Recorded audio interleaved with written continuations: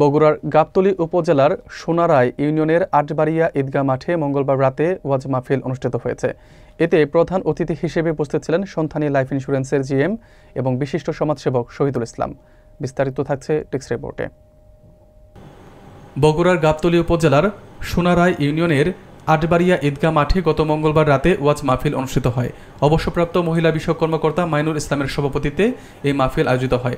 প্রধান অতিথি হিসেবে উপস্থিত ছিলেন সন্তানী লাইফ ইন্স্যুরেন্স কোম্পানি লিমিটেডের জিএম ও বিশিষ্ট সমাজসেবক শহীদুল ইসলাম। মাহফিলে বিশেষ অতিথি হিসেবে উপস্থিত ছিলেন ইটভাটা ব্যবসায়ী আজাদুল ইসলাম আজাদ, জামে মসজিদ কমিটির সভাপতি হাফিজার রহমান, ব্যবসায়ী শহীদুল ইসলাম এবং আজিজুর রহমান উজ্জ্বল।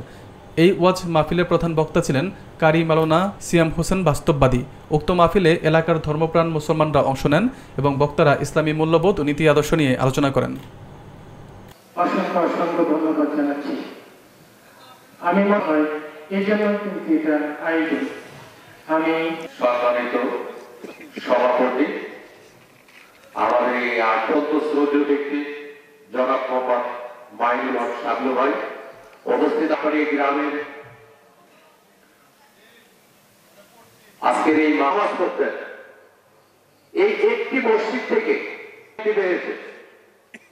এই মসজিদের জন্য তারা অনেক পরিশ্রম করে এই মসজিদের জন্য তারা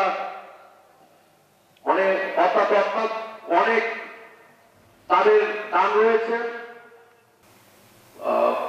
কিছুদিন আগে মসজিদ কমিটি আমাকে কল করা হয়েছিল যে এই প্রবলেম, ইনশাল্লাহ আমার যতটুকু দোয়া আছে তাদের জন্য আল্লাহ তাআলা যেন তাদেরকে বেহেশতের সর্বোচ্চ স্থানে অধিষ্ঠিত। এই সাবেক প্রধানমন্ত্রী বেগম খালেদা জিয়া